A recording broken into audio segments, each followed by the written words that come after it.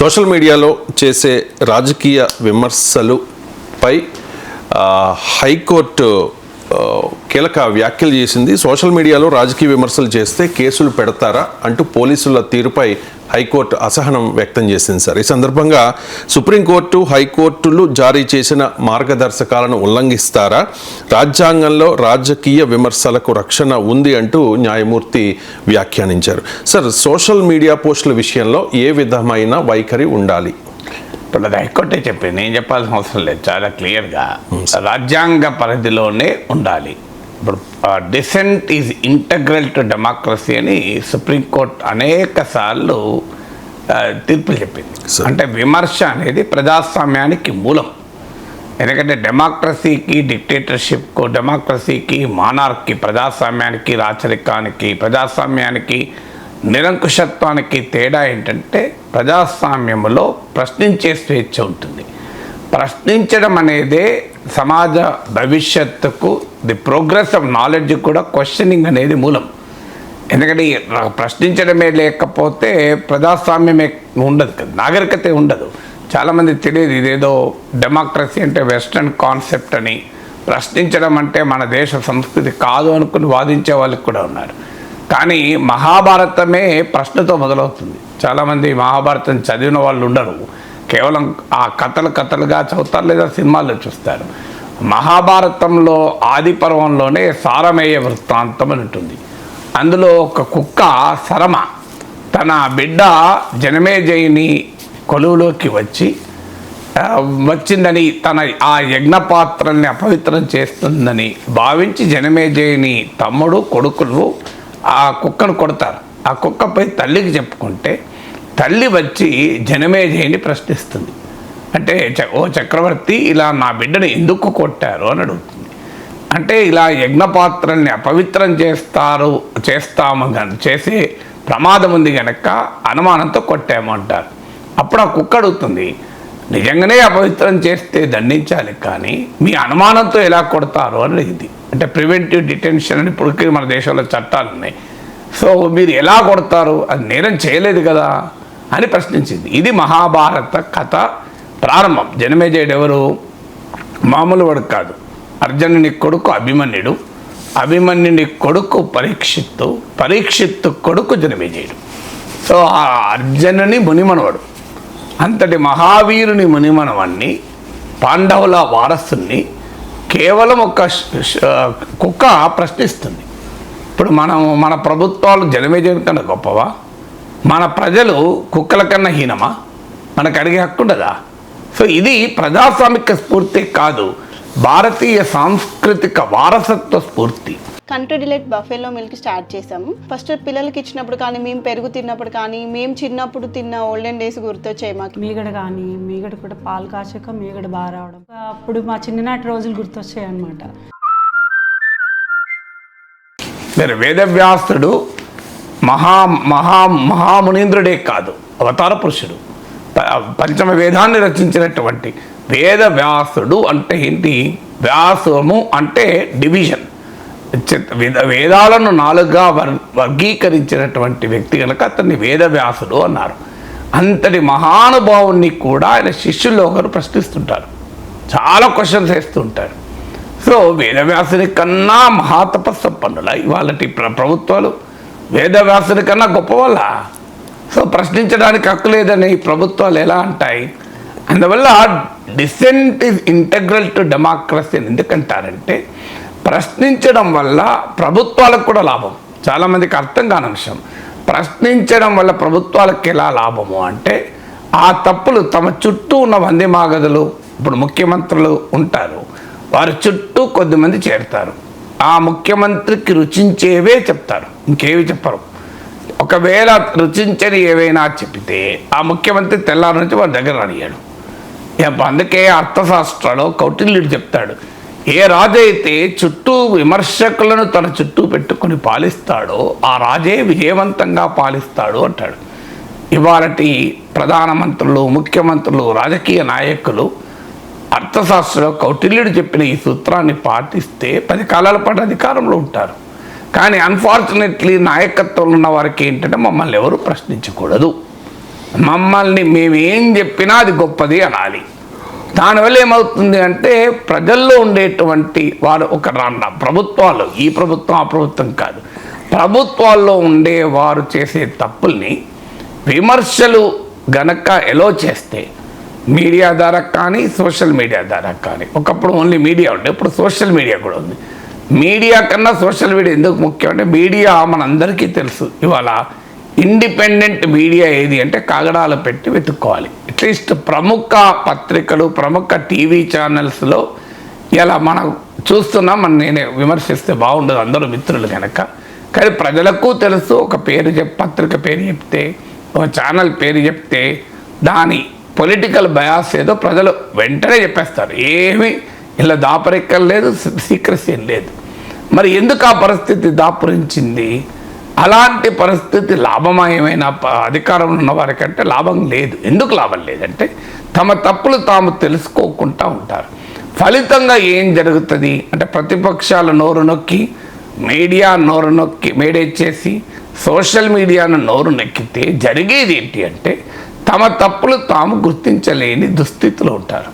తమ తప్పులు తాము గుర్తించకపోతే జరిగే ప్రమాదం ఏంటి అంటే ఆ తప్పులు ప్రజలలో వ్యతిరేకత క్రియేట్ చేసి తమకు తెలియకుండానే ఓటమి పాలవుతారు. ఓడిపోయాక మొదలవుతుంది ఆలోచన, నేను అంత తప్పు చేశానా?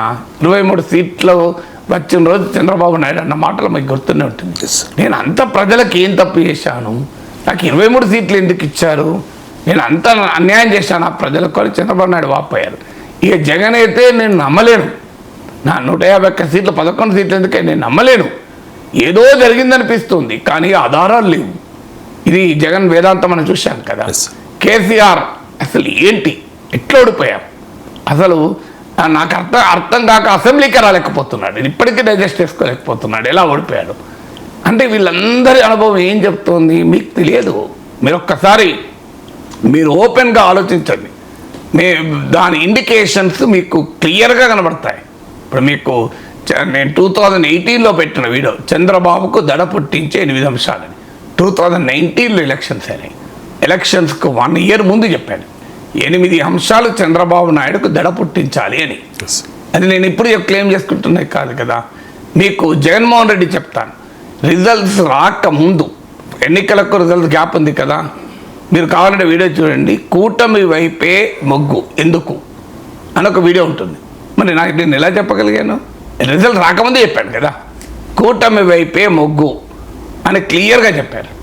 అలాగే మీకు తెలంగాణ ఎన్నికలకు ముందే చెప్పాను, కేసీఆర్ ఇంటికే అని హెడ్లైన్తో ఉంటుంది చూడండి మీరు. ఎన్నికలు అయిన ఆ రోజే చెప్పాడు ఫలితాలు రాకముందు కాంగ్రెస్ 45 సీట్లని.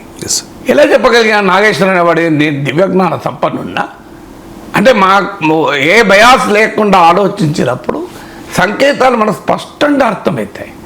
నిజంగా తెలివైన రాజకీయ నాయకుడు అంటే ఏం చేయాలంటే ఇలా మీకు సమాజంలో ప్రశ్నించేటువంటి క్రెడిబుల్ వాయిసెస్ ఎంకరేజ్ చేసి వాళ్ళతో అవసరమైతే మాట్లాడి మీరు ఏ అంశాల ఆధారంగా నాకు వ్యతిరేకత వస్తుంది అనుకుంటున్నారు మాకు చెప్పండి, మేము మార్చుకుంటామనాలి. ఒక్క రాజకీయ నాయకుడు చేరండి. నాకు ఇన్నేళ్ళ అనుభవం కదా రవిశంకర్, ఓడిపోయాకనే వస్తారు, ప్రతిపక్షంలో ఉన్న వాళ్ళు కలుస్తుంటారు, అధికారంలో ఉన్నప్పుడు పొరపాటున కూడా కలవరు, పొరపాటున కూడా. ఎందుకంటే వాళ్ళకి తెలుసు ఈ నాగేశ్వరులు అనేవాడు మళ్ళీ నాకు నచ్చదే చెప్తాడు అని. వాళ్ళకి రుచించే చెప్పాలి కదా, ఏం గొప్ప పాలిస్తున్నాడు, అసలు అందరూ మీ గురించే మాట్లాడుకుంటున్నాను చెప్పాలి వాళ్ళకు. అలా చెప్తామంటే మన మీద అభిమానం, గౌరవం అన్నీ ఉంటాయి. కానీ మనం నిజం చెప్తాం కదా, భరించలేరు. అందుకే నా అనుభవం ఇన్నేళ్ళు చాలామంది అడుగుతారు, మీరు సలహాలు ఇస్తుంటారా అని. నేను ఎవరికి సలహాలు ఇవ్వడానికి అంత పెద్దవాడిని కాదు, నన్ను ఎవరు అడగరు. నన్ను ఎవరు సలహా అడుగుతారంటే ప్రతిపక్షంలో వాళ్ళు అడుగుతారు. అంటే అధికారం కోల్పోయిన వెంటనే మొదలవుతుంది, అధికారం వచ్చిన వెంటనే మర్చిపోతారు. నేను చాలామందిని చూశాను ఇప్పటికీ. కారణం ఏంటంటే సింపుల్, ఈ నాగేశ్వర అంటాడు మనకి నచ్చని చెప్తాడు, ఎందుకు పంచాయతీ, మీకు ప్రజల్లో అసంతృప్తి ఉంది అంటాడు, మనం నచ్చదన్నమాట. మనకు ఏం చెప్పాలి, అసలు మీకు 20 ఏళ్ళ గ్యారంటీ పవర్ అని చెప్పాలి. అంటే రాజకీయ విమర్శను సహించలేని రాజకీయ నాయకత్వం ఇవాళ దేశంలో ఉంది. అసలు రాజకీయ విమర్శలు సహించలేరు, భరించలేరు కూడా అసలు. సో దాన్ని అమర్త్య సేన్ అంటాడు, ద పొలిటికల్ ఎకానమీ ఆఫ్ హంగర్లో multi party political system and free media provide the warning signals of an impending crisis అంటాడు. అంటే రాబోయే సంక్షోభ ప్రమాద గంటికల్ని ఈ తెలియజేస్తుంది బహుళ పార్టీ రాజకీయ వ్యవస్థ, స్వేచ్ఛాయుత మీడియా అంటాడు. అందుకే జవహర్లాల్ నెహ్రూ అన్నాడు, free media with all its limitations is better than the controlled media అంటాడు. అన్ని లోపాలు ఉండొచ్చు స్వేచ్ఛాయుత మీడియాకు, కానీ నియంత్రిత మీడియా కన్నా అది బెటర్ అంటాడు. అందువల్ల డెమోక్రసీలో క్రిటిసిజం అనేది, పొలిటికల్ క్రిటిసిజం అనేది అధికారంలో ఉన్న వారికి ఎక్కువ లాభం, న్యాయంగా అయితే ప్రతిపక్షంలో ఉన్న వారికి కాదు. కానీ దాన్ని టాలరేట్ చేయలేని అసహనం రాజకీయ వ్యవస్థలో ఉంటుంది. దాన్నే ఇవాళ హైకోర్టు పేర్కొంది. అయితే విమర్శలన్నీ విమర్శల పేరిట అరాచకత్వం ఉంది, విమర్శల పేరిట హింసను ప్రేరేపించడం ఉంది, విమర్శల పేరిట అబద్ధాలు చెప్పడం ఉంది. ఎస్ ఉంది, కాదని అనడం లేదు. కానీ ప్రభుత్వాలు కాదు కదా నిర్ణయించేది ఏది మంచి విమర్శ ఏది చెడు విమర్శ అని. ప్రభుత్వాలనే నిర్ణయించాల్సి వస్తే తమకు అనుకూలమైంది మంచి విమర్శ, తమకు వ్యతిరేకమైంది చెడ్డ విమర్శ అంటారు. ఇంకా వేరేది ఏముండదు.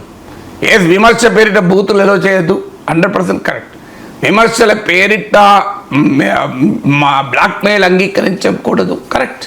కానీ విమర్శలు కూడా అంగీకరించకూడదు. ఇప్పుడు నా పైన కూడా ఆంధ్రప్రదేశ్ నుంచి మాట్లాడుతుంటారు, వీడి మీద కేసులు పెడతాం, పోలీస్ స్టేషన్లో వెనకాల తిప్పిస్తాం, సంగతి చెప్తామని నేను నవ్వుకుంటాను వాళ్ళ అమాయకత్వాన్ని చూసి.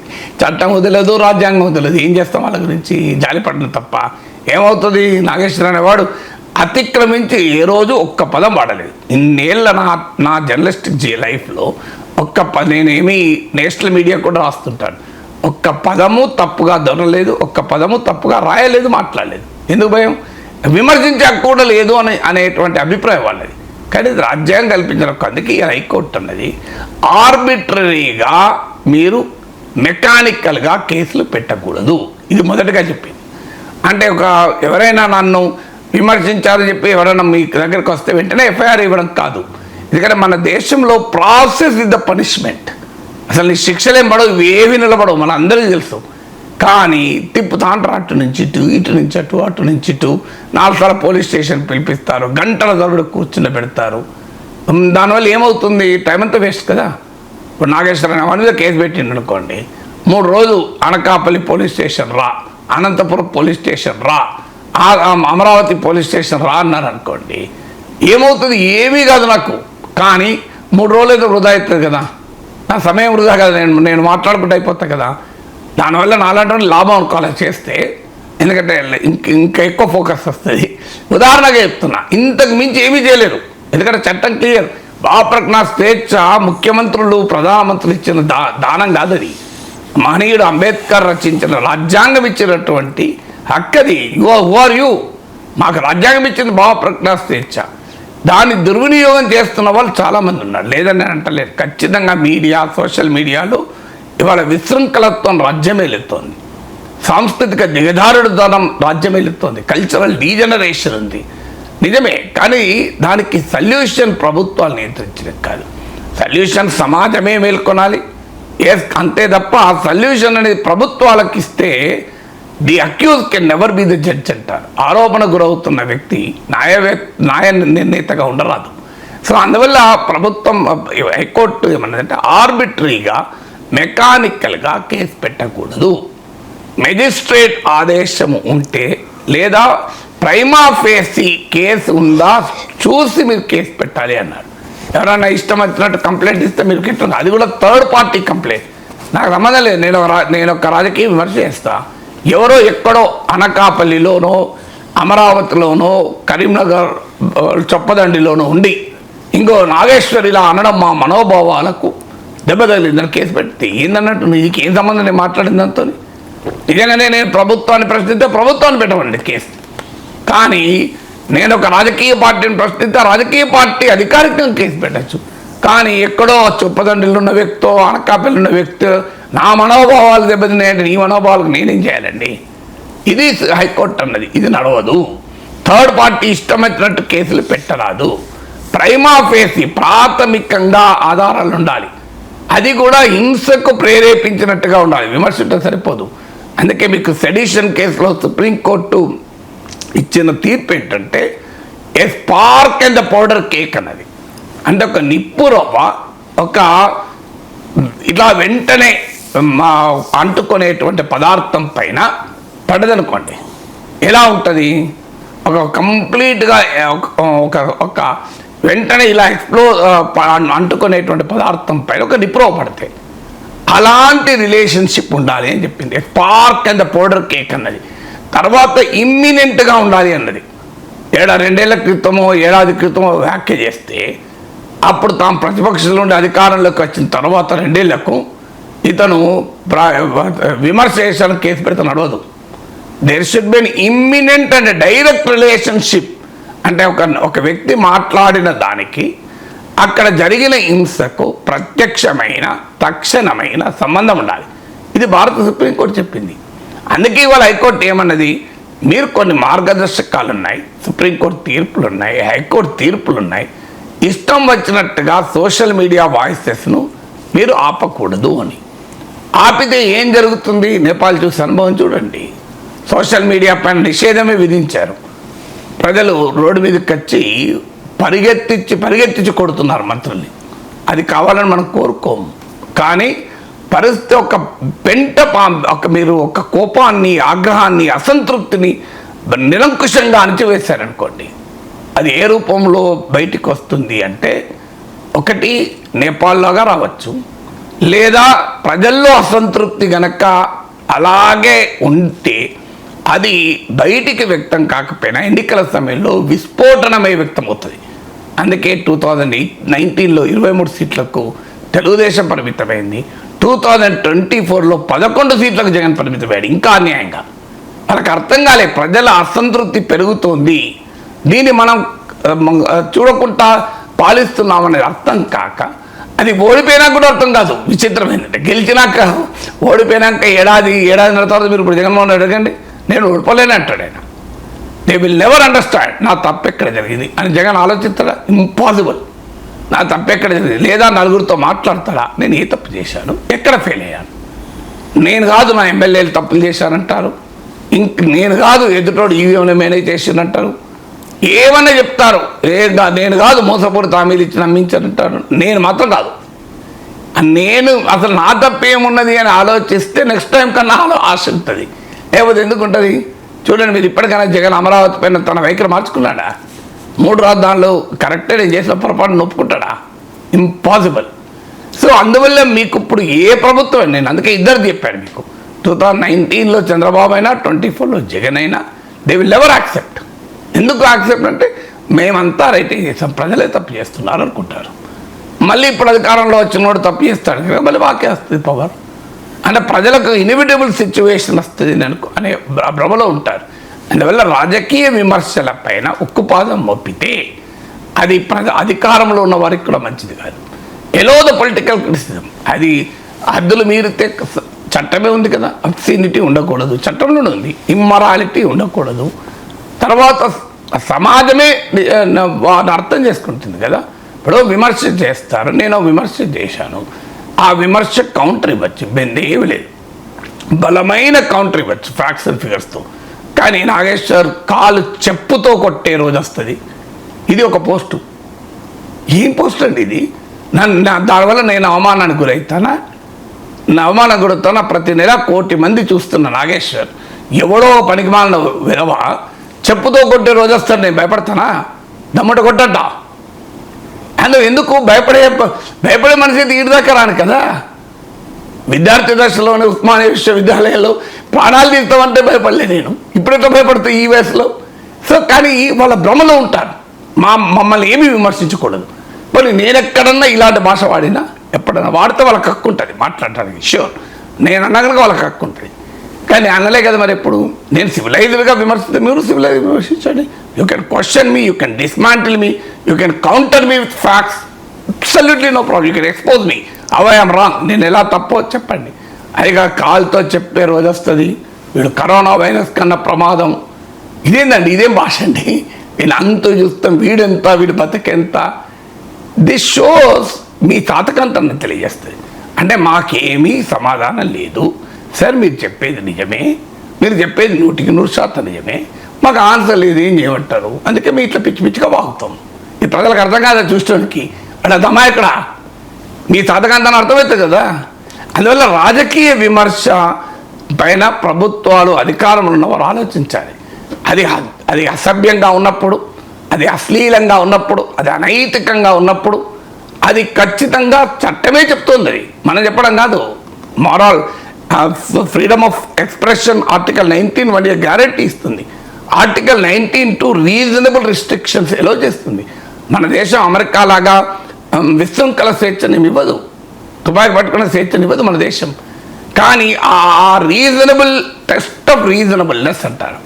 అంటే అవి సహేతుక ఆంక్షల అనేది ప్రభుత్వాలకు కాదు నిర్ణయించేది, నిర్దేశించేది. అవి కోర్టుల్లో తేలాల్సింది. సహేతుకమా కాదా సమస్య ఏంటంటే కోర్టులో తేలడానికి సమయం పడుతుంది కనుక ఈలోగా మేము కేసు పెట్టి ఏడిపిస్తాం. తర్వాత ఏం జరగదు. ఏం జరుగుతుంది తర్వాత జరగడానికి నన్ను ఎప్పుడో 30 ఏళ్ళుగా ఎన్ని ప్రభుత్వాలు జైలుపెట్టేది అంత తీవ్రంగా ప్రశ్నించాను. ఏమీ జరగదు. కానీ ప్రాసెస్ ఇస్ ద పనిష్మెంట్. నువ్వు ఏడిపిస్తావు. ఏమీ లేకపోతే కనీసం సోషల్ మీడియాలో అబ్యూజెస్తో తన ఏడిపిస్తాం. This is absolutely uncalled for. అది హైకోర్టు తీర్పు. మీ పొలిటికల్ క్రిటిసిజం నిలో చేయండి. పొలిటికల్ క్రిటిసిజమే లేకుండా డెమోక్రసీ ఏముంటుంది? అది పొలిటికల్ డెమోక్రసీ, పొలిటికల్ క్రిటిసిజం లేని ప్రజాస్వామ్యమే లేదు కదా. అందుకే dissent is integral to democracy అని సుప్రీంకోర్టు చెప్పిన, లా కమిషన్ చెప్పిన తీర్పుల స్ఫూర్తితో హైకోర్టు సోషల్ మీడియాలో పోస్టుల పైన మార్గదర్శకాలు ఉన్నాయి, దాన్ని పాటించండి.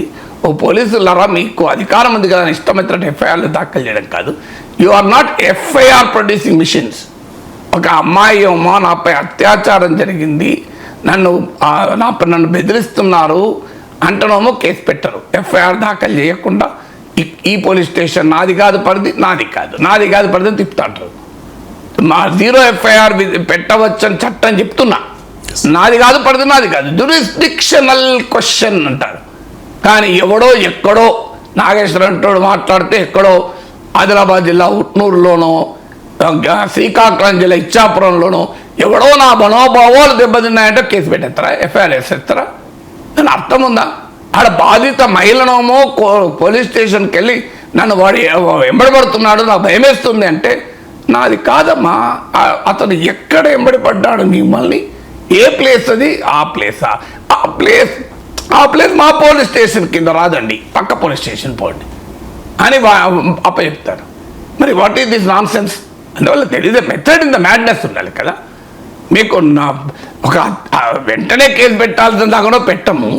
మీరు లేదంటే మాత్రం వెంటనే 10 చోట్ల పెడతారు. ఒక్క చోట కూడా కాదు, 10 చోట్ల పెట్టి 10 కేసులు పెడతారు. ఇక వాడు అటు నుంచి ఇటు నుంచి తిరుగుతూనే ఉంటాడు టంగ్ అని. వీళ్ళు పైశాచిక ఆనందాన్ని పొందుతూ ఉంటారు, అధికారాన్ని ఉంది కదా అని. అది ఈ ప్రభుత్వం ఆ ప్రభుత్వాలే కాదు, అన్ని ప్రభుత్వాలు చూసాం మనం. ఇది ఒక్క ప్రభుత్వంలో కాదు. ఇవాళ బీఆర్ఎస్ కావచ్చు, నిన్న కాంగ్రెస్ వాళ్ళకి కావచ్చు. ఇదే అనుభవం. బాధితుడే నిందితుడవుతున్నాడు, నిందితుడే బాధితుడవుతున్నాడు. ఆంధ్రప్రదేశ్లోనే, తెలంగాణలో, దేశంలోనే మీరు ఎక్కడ చూడండి. ఇవాళ బాధితుడు, రేపు నిందితుడు. ఇవాళ తాను బాధపడతాడు, నెక్స్ట్ టైం తాను అధికారంలో అదే పనిచేస్తాడు. అందువల్ల సివిక్ రెస్పాన్సిబిలిటీ ఉంటుంది. అందుకే రూల్ ఆఫ్ లా, మన దేశం చట్టబద్ధ పాలన. It is not rule of majority. చాలామంది తెలియదు. మెజారిటీ ఉంటే ప్రభుత్వంలోకి రావచ్చు, కానీ it is not rule of majority, it is rule of law. ప్రభుత్వానికి రావడం వరకే రూల్ ఆఫ్ మెజారిటీ, తర్వాత రూల్ ఆఫ్ లా. చట్టబద్ధమే పాలన సాగించాలి. అధికారం ఉన్నది కదా అని ఇష్టమైనట్టు చేసే అవకాశమే లేదన్నది హైకోర్టు తీర్పు సారాంశం.